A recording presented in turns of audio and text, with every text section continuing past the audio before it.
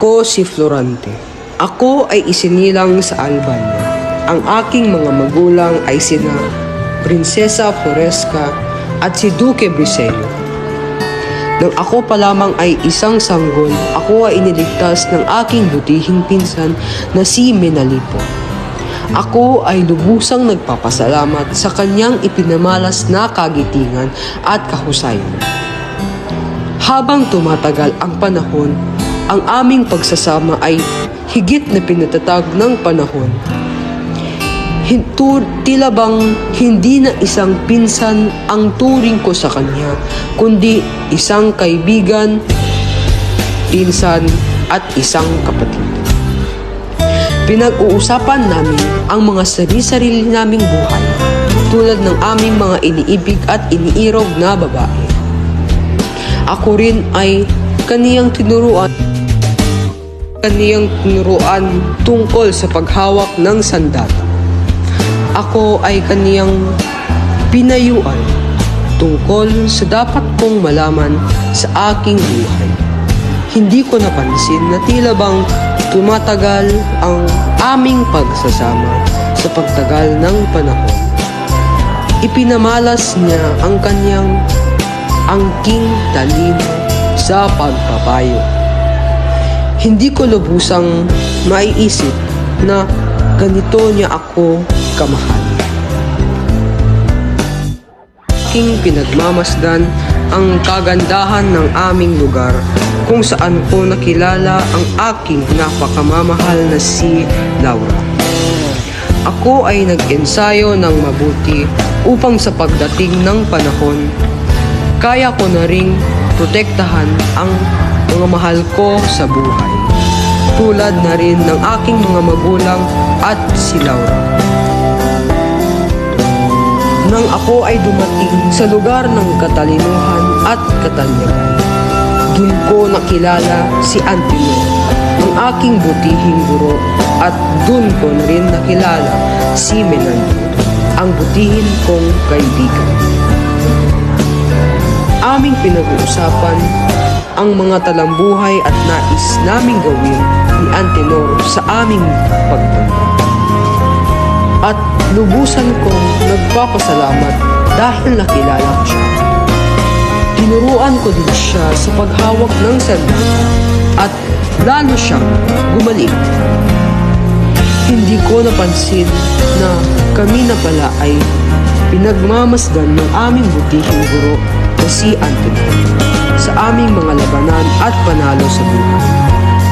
Hindi ko aakalain na ako ay pinagtaksilan ng Conde Adolfo. Aking naisip ang aking inang bayan sa aking oras ng kamatayan. Aking pinagmasdan ang kagandahan ng aking inang bayan. At dun ko naalala ang aking iniirog na si Laura, ang aking pinakamamahal na babae sa buong mundo.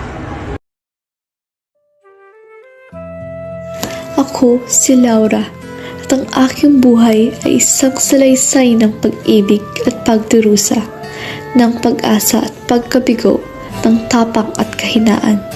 Mula sa aking pagkabata, sa piling ng aking mapagmahal na mga magulang, lagi kong nararamdaman ang init ng tahanan at ang katiwasayan ng isang buhay na simple, ngunit puno ng pagmamahal. Ngunit ang kapayapaang ito ay hindi nagtagal. Ang pagdating ni Florante sa aming buhay ay nagpasimula ng isang bagong kabanata. Isang kabanata na puno ng ligaya at pag-asa. Ang kanyang kagandahang asal, ang kanyang katalinuhan, ang kanyang pagmamahal. Lahat ng ito ay nagdulot ng kagalakan sa aming puso. Akala ko noon, ang aming pag-ibig ay walang hanggan. Isang pag-ibig na magtatanggal hanggang dulo ng aming mga buhay. Ngunit ang tadhana ay may iba pang plano. Ang digmaan, ang paniniil, ang pagkakanulo, lahat ng ito ay sumalanta sa aming buhay. Ang pagkawala ni Florante ay isang matinding pagsubok, isang sakit na halos magpatira pa sa akin. Ang mga araw na sumunod ay puno ng pag-aalinlangan, ng pag-asa at ng matinding pagdadalamhati. Ang aking puso ay parang isang bangkang nawawala sa gitna ng malawak na karagatan, hinahandugan ng malalakas na alon ng kalungkutan. Sa gitna ng aking pagdadalamhati, nakita ko ang kahalagahan ng pag-asa. Ang pag-asa na muling makikita ko si Florante. Ang pag-asa na muling mabubuo ang aming pag-ibig. Ang pag-asa na ang kadiliman ay mapapalitan ng liwanag. Ang pag-asa na ang aming bayan ay makakamit ang kalayaan. Ang pag-asang ito ang nagbigay sa akin ng lakas upang mabuhay, upang lumaban, upang manindigan. Ang pagbabalik ni Florante ay isang himala, isang sagot sa aking mga dalangin. Ngunit ang aming pagsasama ay hindi kailanman naging madali. Ang mga sugat ng nakaraan ay nanatili, mga alaalang nagpapaalala sa amin ng mga pagsubok na aming hinaharap. Ngunit sa gitna ng mga ito, mas lumakas ang aming pagmamahalan. Isang pagmamahal na hinubog ng pagdurusa, ng pagsubok at ng pakikibaka. Ngayon, habang tinatahak ko ang huling yugto ng aking buhay, alam ko na ang aking paglalakbay ay puno ng mga aral. Natutunan ko ang kahalagahan ng pag-ibig, ng pag-asa at ng tapang. Natutunan ko na ang buhay ay hindi lamang isang kwento ng ligaya, kundi isang salaysay ng pagdurusa, ng pagsubok at ng pagbangon. Ako si Aladdin ay isang binatang masiyahing at matulungin. At ako ay isang general sa Persia na napadpad sa kagubatan ng Albania. Mahirap ang sabihin na ako'y nalayo sa aking ibigin dahil lang sa aking ama na ako'y pinasa at nais agawin ang aking gustong maasawa. Nakatumbas pa na lahat ng bagay at dahil sa tunay kong pag-ibig, hinding-hindi ko manginginig. Ibubuhos ko lahat ng aking buhay makamit lang ang tagumpay, ngunit isang araw sa hindi inasang panahon, may nadaanan akong hamon. May malakas na tinig ang aking narinig na parang bang takot at nanginginig. Kaya nagmadali akong pumunta sa lokasyon na iyon. May nakita akong isang lalaking gusto kainin ng mga leon. At doon ko nakilala si Florante na may malubhang kalagayan, kaya akin siyang tinulungan sa kanyang mapait na nararamdaman. Itinaboy ako sa aking ama sa malakoybang kagubatan na doon ako'y naghirap makalabas dahil parang walang labasan. Di ko man ako'y na mahirapan, ngunit para sa aking minamahal, kailangan itong ilaban. Naging mabuti kaming magkaibigan sa gitna ng kagubatan at kami ay nagkagantuhan sa magkatulad naming kakayahan. At sa lahat ng araw na aking pinaguyod, hindi kami nang nagkita sa aking kasintahan, hindi napapagod. Nila ko ang kanyang pinantahan. Ito ay isang malayong-malayo sa karihan at doon ko napatunayan na siya'y isang malakas na patuloy.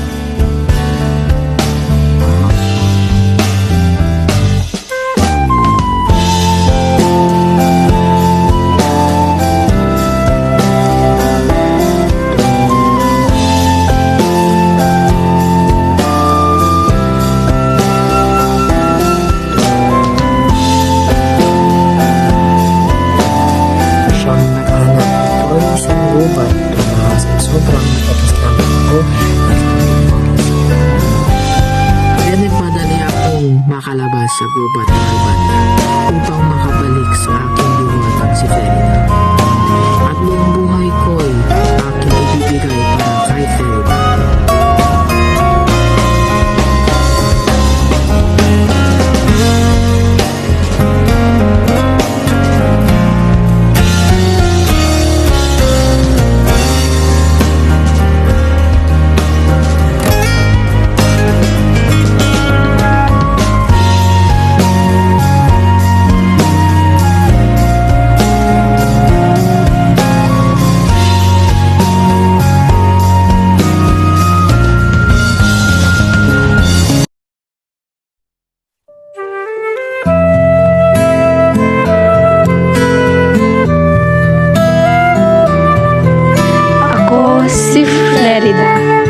Isa akong takas mula sa syudad ng Persya. Nagtataglay ako ng katangian ng pagiging maganda, mabait, matulungin at may paninindigan sa buhay. Ito ay base sa paglalarawan sa akin ng kasintahan kong si Aladdin. Ngunit ang mga katangian kong ito ay naaakit din upang mapusuan ng kanyang ama na si Sultan Ali Adam. Ninanais niya akong pakasalan, ngunit iisa lamang ang lalaking nagmamay-ari ng aking puso, ang kasintahan kong si Aladdin. Wala akong nagawa at pinagtangkaan niya pa ang buhay ng aking mahal. Tinakot niya ako sa kanyang papatayin si Aladdin. Pag ako'y hindi nagpakasal sa kanya, lubos akong natakot na baka mawalay sa akin ang aking pinakamamahal. Kaya ako'y pumayag na lamang ako na magpakasal sa kanya. Ngunit nang malaman ko na umalis sa kaharian si Aladdin bago sa tinakdang oras sa kasal namin ni Sultan Ali Adam, ay tumakas ako sa Persya upang hanapin ang tunay kong iniibig.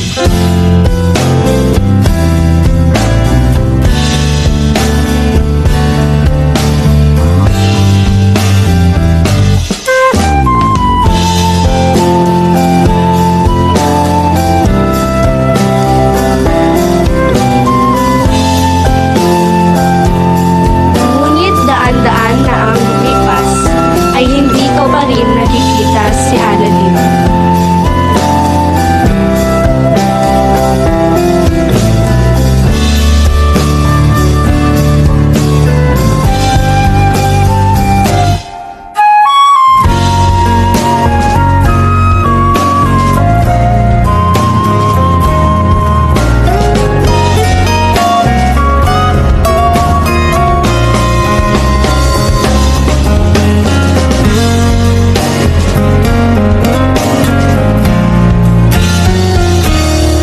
Ito ang aking buhay na ninanais, ang makasama ang pinakamamahal kong si Aladdin. Si Aladdin ang talagang aking kayang mahalin. Wala nang iba, siya lang. Walang panahon, oras, lugar, o tao ang makapagbago nito. Siya ang aking lakas, kahinaan, tahanan, at mundo. Lahat ay aking titiisin, makasama ko lang muli ang minamahal kong si Aladdin.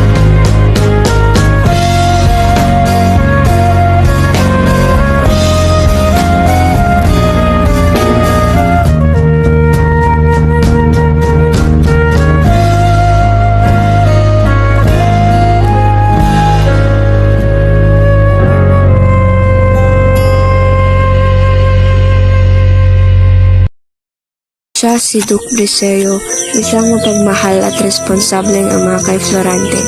Ipinadala niya ito sa Atenas upang makapag-aral at mapahusay ang kanyang kakayahan. Kilala siya sa pagiging patas at makatarungan sa paglilingkod sa bayan. Siya ay kasama sa mga pinaslang ni Conde Adolfo nang agawin nito ang trono ng Albania. Sumisimbolo siya ng katarungan at katapatan sa bayan. Ngunit tulad ni Haring Linceo, pinaslang siya ng mga taksil.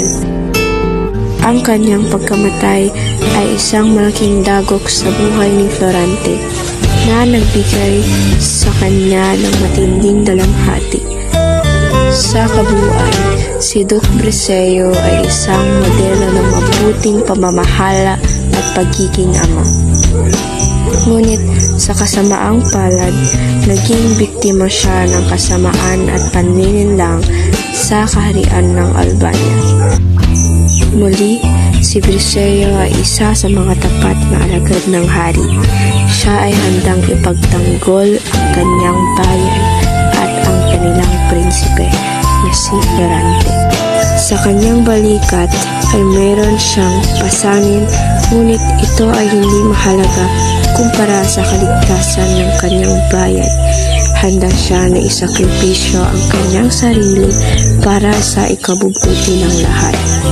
Ang kanyang tapang at dedikasyon ay hindi natitinag sa harap ng anumang panganib. Hindi hadlang sa aking pagpapakumbaba at hindi ako pababayaan ng aking paglilingkod sa hari at sa bayan. Ako si Duke Briseyo, ang tapat na alagad at tagapagtanggol ng aming bayan. Ang aking pag-asa ay patuloy na mananatili sa kabila ng bigat ng mga problema na hinaharap namin. Sa huli, ang aking puso ay puno ng pagmamahal sa aking bayan at sa aking mga kasamahan. Hanggang sa huling hininga, hindi ako mag-aalangan na ipagtanggol ang aming prinsipe at ang lahat ng nagsisilbing ilaw ng aming mga bayan. Salamat sa Diyos at sa aming prinsipe na nagbibigay ng lakas sa aming lahat. Magtatagumpay tayo sa ngalan ng pagmamahalan at katapatan. Siya rin ang kanang kamay ng hari ng Albania na si Haring Linceo. Siya ay ang pinagkakatiwalaan pagdating sa pagpapayo. Ngunit dahil sa kasakiman ni Adolfo, pinaslang niya ang dalawa. Si Duke Briseyo at Haring Linceo, muli Duke Briseyo, hanggang sa huli.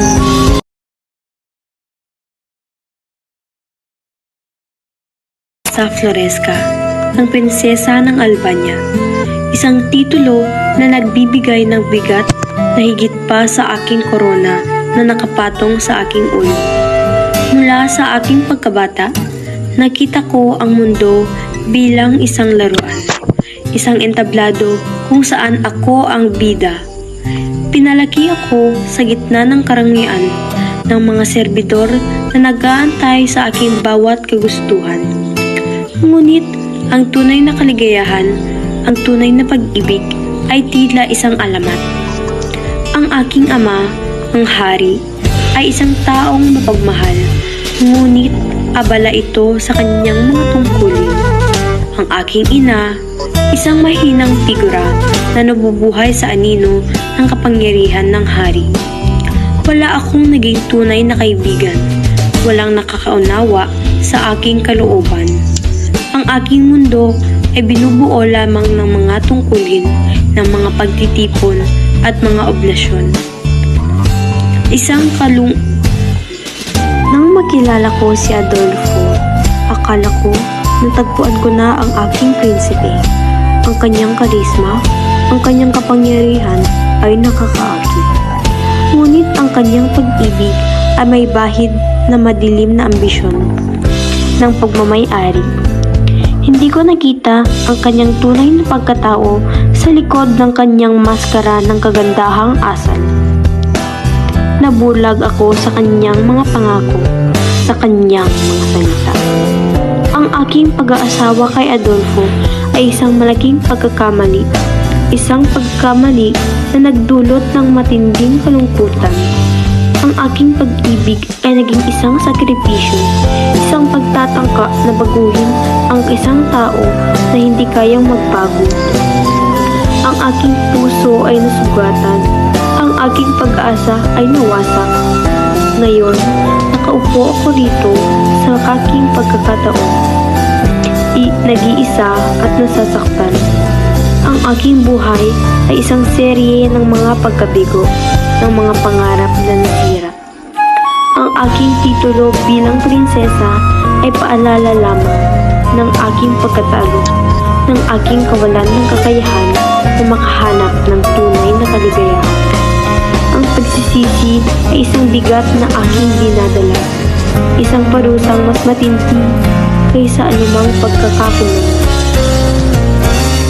Hindi ko na mababawi ang mga taon na nawala, ang mga pagkakataong pinalampas, ngunit sana ang aking kwento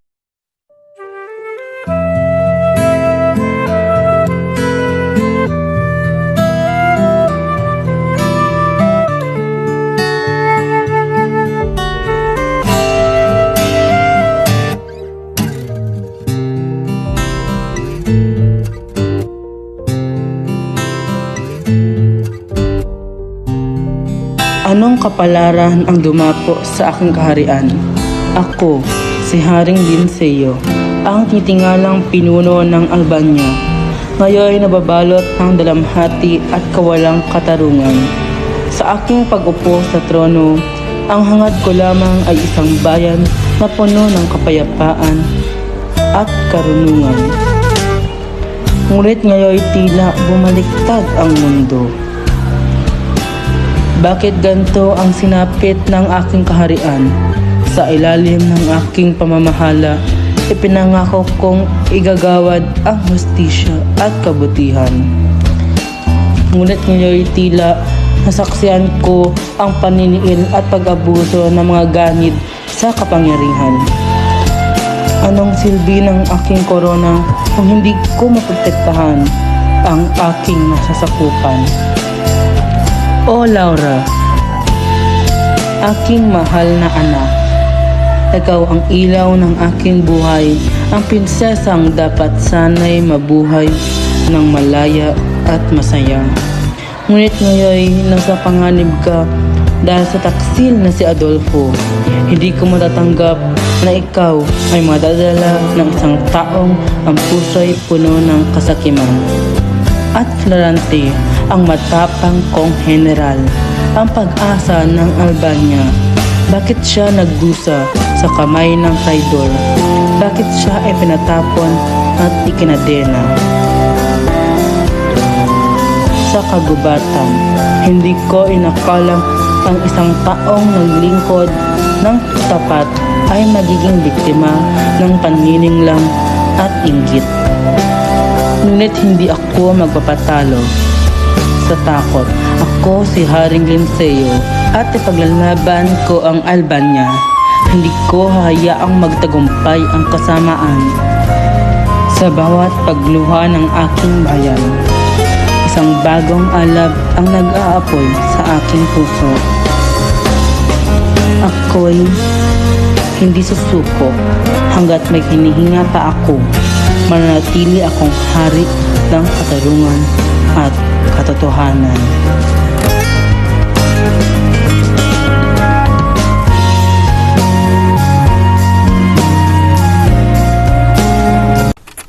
Ako si Antenor, ang guro ng mga kabataan sa Atenas.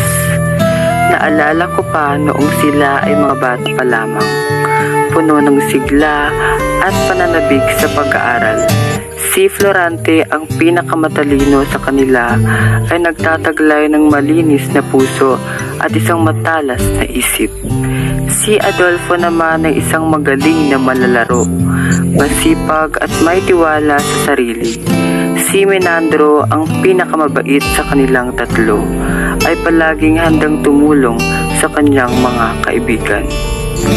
Naalala ko pa ang mga araw na nagtuturo ako sa kanila sa Atenas. Sina Florante, Adolfo at Menandro.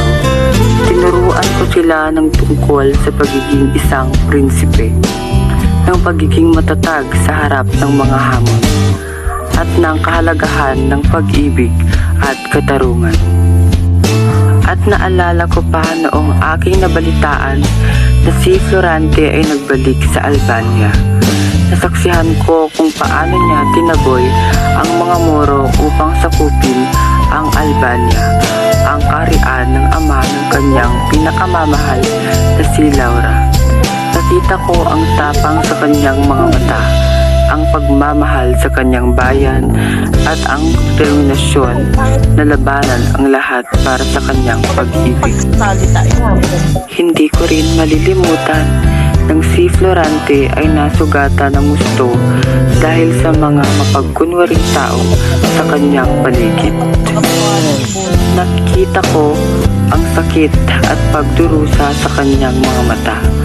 Ngunit alam ko na hindi magawang sumuko ni Florante dahil siya ang kaisa-isa kong estudyante na may angking talino upang lampasan ang mga pagsubok na kanyang kinakaharap. Nakita ko ang pag-asa sa kanyang Sobrang haba din. ang paniniwala sa katarungan at ang pagmamahal sa kanyang pamilya na nagbibigay sa kanya ng lakas upang muling tumayo. Muling nakabangon si Florante at nakipaglaban sa tulong ni Menandro, ang aking pamangkin at magkaaral, na nagpakita ng tunay na katapatan at pagkakaibigan. Nakita ko ang kanyang tagumpay, ang pagsasama nila ni Laura, at ang panalo laban sa kanilang mga kaaway. Wala kasi namalabas. Alam kong hindi niya ito nagawa kung hindi dahil sa mga aral na ibinigay ko sa kanya. Ako si Menandro, isang mandirigma at patalik na kaibigan ni Florante. Mula pa sa aking kabataan, naging bahagi na ako ng kanyang buhay kasama sa saya, hirap at mga pagsubok na dumaan sa aming landas. Hindi ko malilimutan ang aming pagkakakilala sa Atenas, kung saan kami pareho nag-aral sa ilalim ng paggabay ng bantog na guro na si Antenor. Sa mga panahong iyon, natunghayan ko ang talino, tapang at kabutihang loob ni Florante, na hindi lamang naging isang magiting na mag-aaral, kundi isa ring tunay na kaibigan.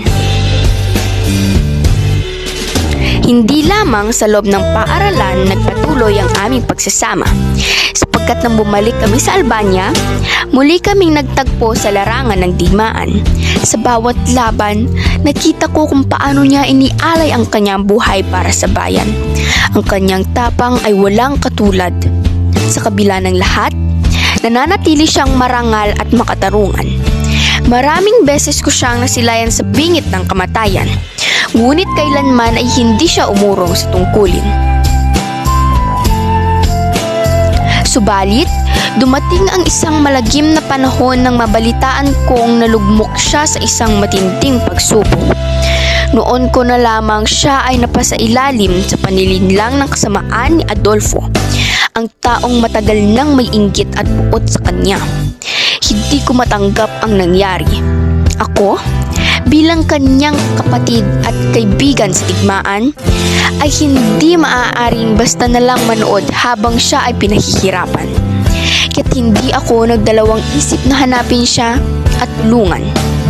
Sa aking paglalakbay upang matunton si Florante, maraming pagsubok ang aking dinaanan, ngunit hindi ako natinag.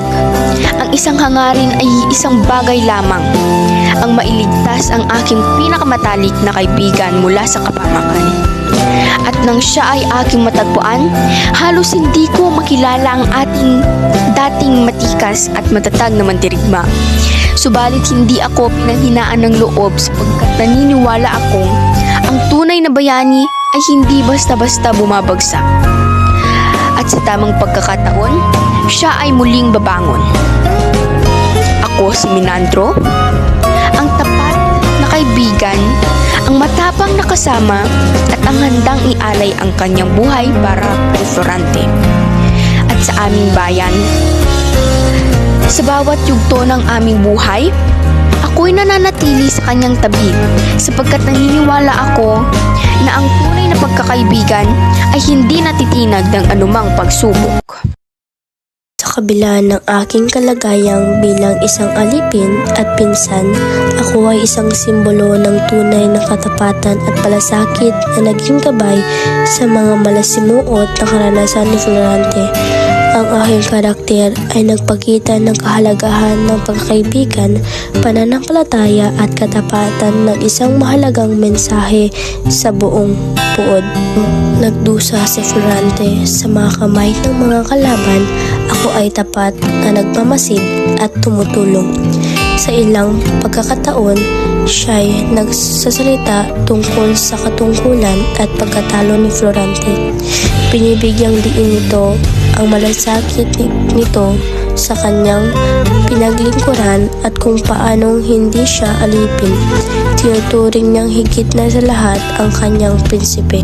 May mababang antas ng lipunan at mayroong katapatan at malasakit ay higit na mahalaga sa kwento. Ako ay nanatiling tapat, maasahan at masaya sa pagiging lingkod ni Florante.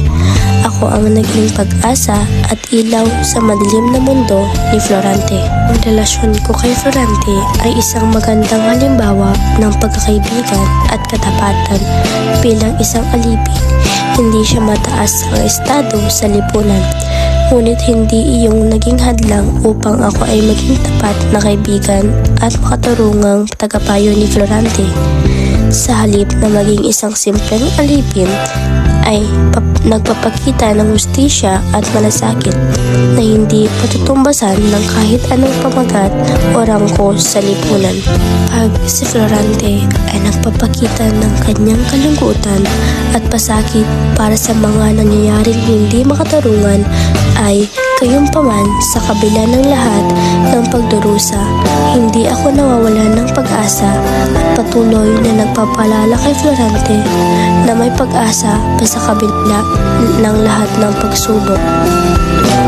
Kung nagsisilbing tagapayo at kasama ni Florante sa mga mahirap na oras, ako ay nagbigay ng lakas ng loob at moral na suporta para kay Florante, lalo sa mga panahong siya ay dumaan sa mga pagsubok. Hindi lamang bilang alipin, kundi bilang isang kaibigan na nagsisilbing moral na suporta para kay Florante. Ako ay isang makulay na karakter sa kwento ng Florante at Laura. Bilang isang alipin, ako ay matapat na tagasunod ni Florante, ngunit hindi ako nanatili sa likod ng mga pangunahing kaganapan lamang madalas. Isang tapat na lingkod at kaibigan ni Florante. Ako ay iisang matapat at maasahang tauhan na handang magsakripisyo para kay Florante. Bagamat ako ay isang alipin, ang aking katapatan at malasakit kay Florante ay naglalaman ng mataas na halaga ng pagkaibigan at pagpahalaga sa prinsipyo ng pagtulong sa mga nangangailangan.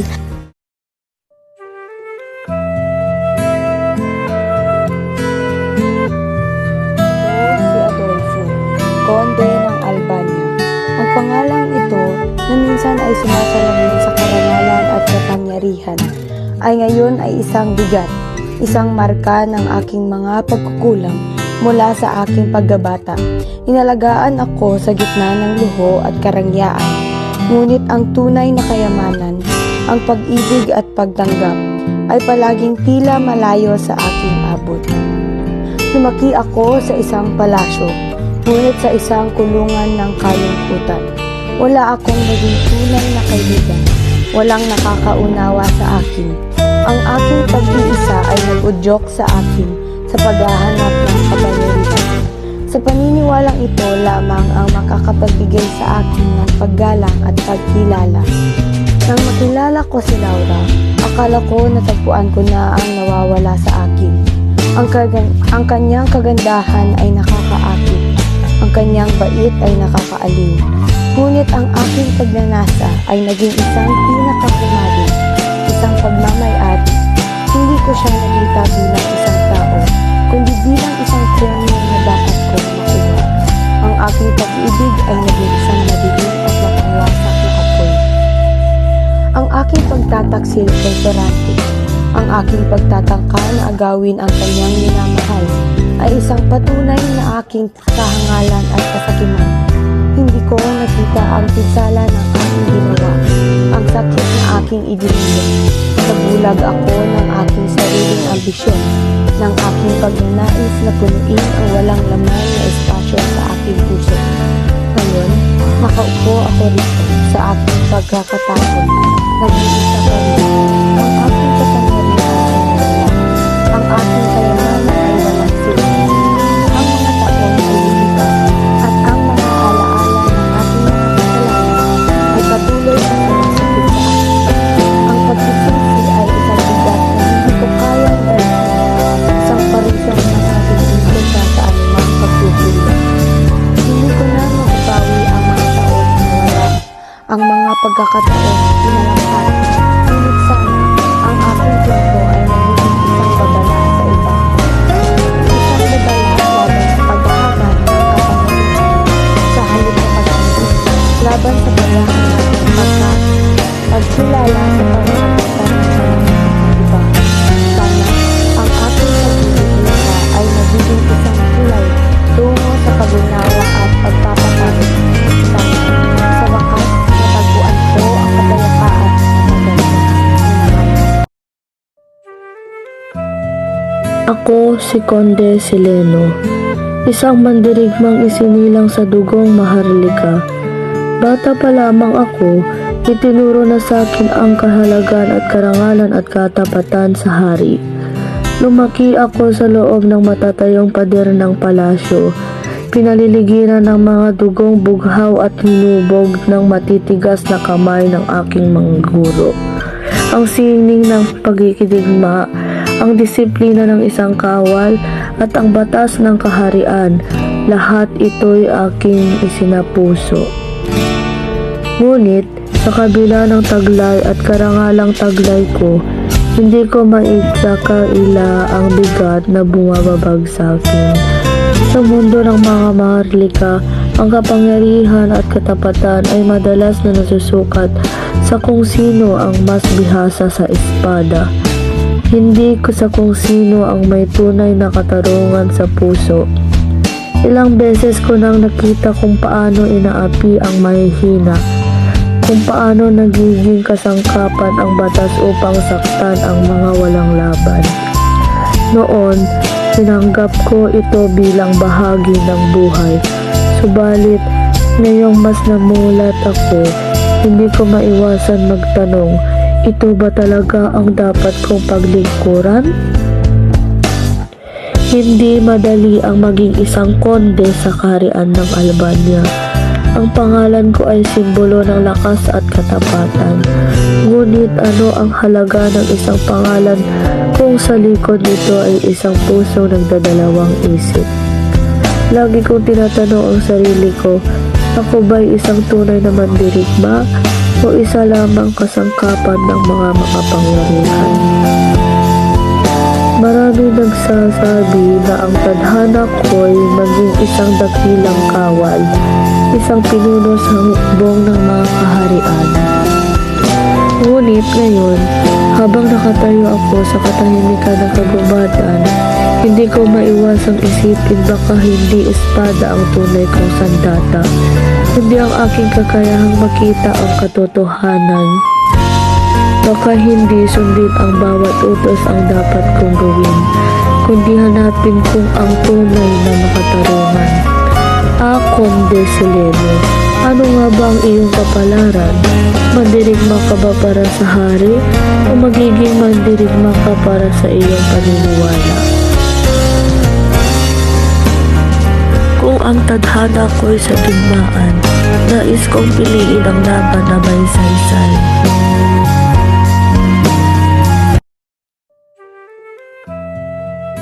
Ako si Emir, ang Moro na sa alaala niyo isang kontrabida, isang balakid sa pag-ibig nila Florante at Laura. Ngunit, ano nga ba ang nasa likod ng aking mga kilos? Ano nga ba ang kwento ng aking buhay na hindi inilahad sa inyong mga pahina? Isinilang ako sa gitna ng kaguluhan, sa isang lupain na laging nag-aalab sa digmaan. Ang aking ama, isang mandirigma, ay namatay sa isang labanan bago ko pa man maramdaman ang init ng kanyang yakap. Ang aking ina, isang babaeng matapang, ay nagturo sa akin ng matatapang at pagmamahal sa aking bayan. Ngunit ang kanyang mamata ay laging puno ng lungkot, isang lungkot na dulot kawalan at patuloy na digmaan. Lumaki ako sa gitna ng espada at kalasag, sa pagsasanay na magiging isang mandirigma rin. Hindi ko naranasan ang payapang pagkabata, ang paglalaro sa ilalim ng araw, ang pag-aaral sa isang paaralan. Ang aking paaralan ay ang digmaan, ang aking guro ay ang kamatayan. Natuto akong magtiwala lamang sa aking sarili, sa aking lakas, sa aking tabak. Nang makita ko si Laura, isang babaeng may kagandahan hindi pa nakikita. Isang babaeng may kaluluwang puno ng liwanag. Isang bahagi ng aking puso ay ang nag-alab. Ngunit alam ko sa aking puso na ang pag-ibig na iyon ay isang bagay na hindi ko maaari. Isang Moro ako. Siya ay isang Kristiyana. ang ating mga bayan ay magkaaway. Ang ating mga puso ay pinaghihiwalay ng isang malalim na bangin ng digmaan at puot. Kaya't pinili ko ang landas ng paghihimagsik, hindi dahil sa pagkapuot, kundi dahil sa pag-ibig. Ang aking paghihimagsik ay isang pagtatangka upang baguhin ang isang sistema na nagdudulot lamang ng sakit at paghihirap sa aking bayan. Sa aking mga kapatid, nais ko makamit ang kapayapaan, hindi lamang para sa akin, kundi para sa lahat. Nais kong mawala ang digmaan upang ang pag-ibig ay hindi na kailanman magtago sa likod ng espada at kalasag. Ngunit ang aking paghimagsik ay nabigo. Ang aking pagsisikap ay hindi sapat upang baguhin ang isang sistema na matagal nang nakaugat sa kasaysayan. At ngayon narito ako, nakaharap sa aking kapalaran. Ang aking puso ay puno ng pagsisisi, hindi dahil sa aking kilos, kundi dahil sa kawalan ng pag-asa. Isang kawalan ng pag-asa na dulot ng isang walang hanggang digmaan. Isang digmaan na tila walang katapusan. Ang aking buhay ay isang kwento ng digmaan at pag-ibig, ng paghihimagsik at pag-asa, ng pagkatalo at pagsisisi. Isang kwento na hindi inalahad sa inyong mga pahina, kundi isang kwento na dapat ninyong maunawaan. Sapagkat ang aking mga kilos, kaano man ito kasama, ay bunga ng isang puso na nasugatan, ng isang kaluwang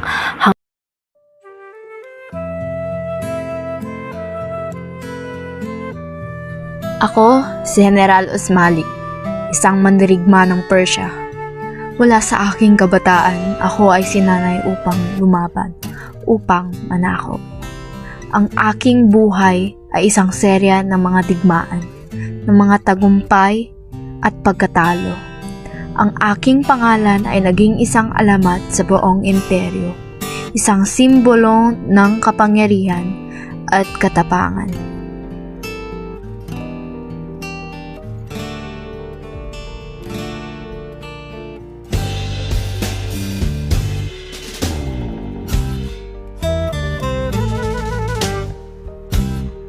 Ako ay nakakita ng maraming digmaan, nakakita ng maraming pagkanak ng dugo.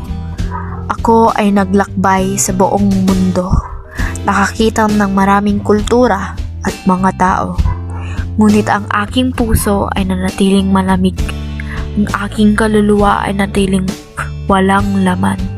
Ang aking tanging hangarin ay ang tagumpay, ang kapangyarihan, ang pag-ibig, ang awa, ang pagkahabag. Lahat ng ito ay mga kahinaan at ako ay hindi mahina.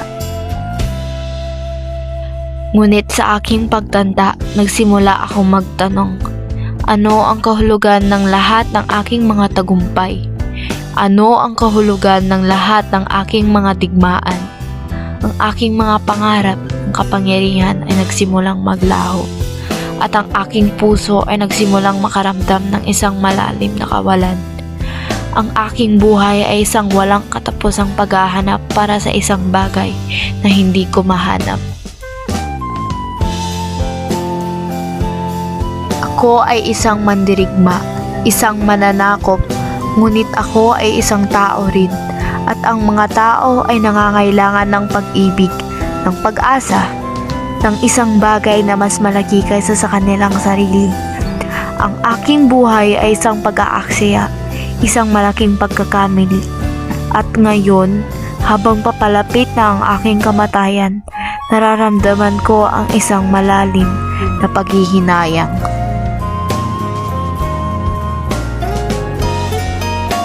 Sana, sa aking susunod na buhay, makakahanap ako ng isang bagay na mas malaki kaysa sa kapangyarihan.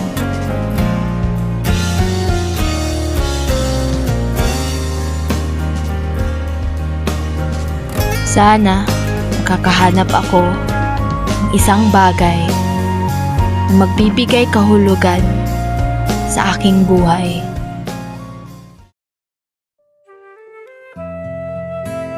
Ako si General Meramulin, pinuno ng hukbo ng Moro. Sa aking kamay, Maraming kaharian ang yumuko. Ngayon, narito ako sa Albania upang ipakita ang aking lakas. Matagal nang naghahari ang mga Kristiyano rito, ngunit hindi magtatagal, mapapasaki rin to. Ngunit sino ang humaharang sa aking tagumpay? Sino itong mandirigmang hinahangaan ng lahat? Florante. Isang kalaban na hindi dapat maliitin, ngunit hindi rin dapat lampasan. Hindi ito maaring mangyari. Ako si General Miramulin. Ang digmaan ay aking larangan at ang tagumpay ay akin dapat. Dugo at tapang ang puhunan sa digmaan at wala akong balak umatras. Hindi ako papayag na isang binata lang ang tatalo sa aking pinaghirapan. Sa aking kamay, maraming kaharian ang yumuko at sumuko. Ngunit bakit ang binatang iyon ay napakalakas? Hindi ito maaring mangyari. Ang lahat ng aking pagsisikap na uwi sa wala. Ang hukbo ko'y nasa aking likuran, ngunit ako mismo ang nabigo. Isang pagkatalo, isang dungis sa aking pangalan. Ako si General Miramulin, ang digmaan ay aking larangan, at ang tagumpay ay akin dapat. Ngunit bakit? Bakit tila ang kapalaran ay tumatalikod sa akin? Ang pangalan ko'y dapat nag-iiwan ng takot. Ngunit ngayon, ako ang nasa anino ng pagkatalo. Ngunit hindi rito nagtatapos ang lahat. Ako si General Miramulin at magbabalik ako. Ako ay si Sultan Ali Adab, isang pinuno na may tapang at malasakit. Ngunit hindi rin ligtas sa mga pagsubok ng puso at dangal. Ako ay isang hari, ngunit ako rin ay tao. May mga saloobin, may mga desisyon na mahirap gawin. Ang buhay ko ay puno ng mga alon, ng tagumpay at pagkatalo, ng pag-ibig at ng mga hidwaan. At sa mga hidwaan, isa sa pinakamabigat ay ang aking alitan kay Aladdin. Si Aladdin, isang matalim na mandirigma, isang tao na sa unang tingin ay may pagkakapareho sa angking isang lalaking may malasakit sa bayan, may tapang at malasakit. Ngunit sa ilalim ng lahat ng iyon, may mga pagkakaiba kami, lalo na sa kanyang damdamin para kay Flerida. Ang puso ko ay nabighani kay Flerida. Mulat sa pantaha, siya ay isang aliw sa aking damdamin. Nalandas ang aking gabayan sa mga gabi ng pag-iisa. Siya ang aking asawa, ang aking pinakamamahal na kabiyak. Ngunit si Aladdin, ang matapang na mandirigma, ay may ibang nararamdaman. Hindi ko siya sinisisi. Siya ay isang tao na ipinakita ang kanyang damdamin. Ngunit sa uli, ang kanyang damdamin ay nagbigay ng alitan sa pagitan naming dalawa. Sa bawat salita, sa bawat pagtingin, sa bawat pagnanasa na hindi natupad, kaibigan iyon ay nagbigay daan sa idwaan. Ang puso ko ay nagsabi na dapat matulungan kami para sa bayan, para sa kaharian. Ngunit sa Aladdin, hindi niya kayang tiisin na ang nararamdaman niyang pagkatalo sa aking mga mata. Hindi ko nais na magkaaway kami dahil siya ang isang mandirigma at ako ay isang sultan na may panagutan sa marami. Ang digmaan na hindi natin nakikita sa mga espada at labanan, kundi sa mga pagnanasa ay isang hidwaan na malasakit para sa akin. Hindi ko nais na magalit sa kanya, ngunit sa pagkakataong at puso ng isang lalaki, hindi makaya ang sakit ng pagkatalo. Ang galit ay sumik. Ang tunay na pagsubok sa isang leader ay hindi lamang kung paano mo patatagin ang iyong kaharian, kung hindi kung paano mo harapin ang mga pagsubok ng personal na buhay. Hindi ko rin kayang tanggapin na mawala si Florida. Siya ay hindi lamang ang aking kabiyak, siya ay ang aking lakas, ang aking buhay. Sa bawat araw ng laban, siya ang nagbibigay ng pag-asa sa akin.